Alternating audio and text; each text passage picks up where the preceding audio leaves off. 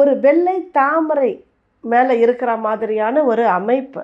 இந்த மெயின் கோவில் இல்லாமல் ஒரு 21 22 மற்ற கோபுரங்களும் இருந்து பார்ப்பதற்கு மிக ரம்மியமாக இருக்கக்கூடியது. ஏன்னா விஸ்வகர்மா கட்டின கோவில் இல்லையா, மிக அற்புதமான வேலைப்பாடுகள் நிறைந்தது.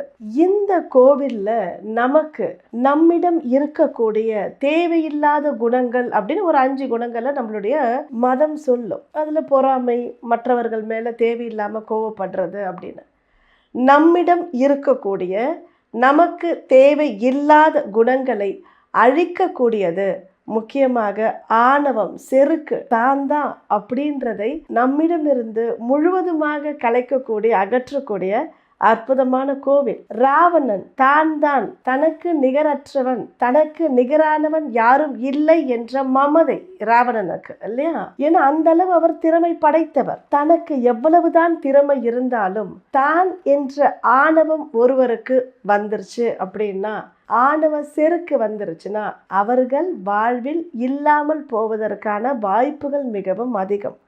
அதை இந்த உலகிற்கு நிலைநாட்டி நிரூபித்த எம்பெருமான் சிவபெருமான் உரையக்கூடிய மிக அற்புதமான 9வது ஜோதிர்லிங்கம் பைத்தியநாத் ஜோதிர்லிங்கம்.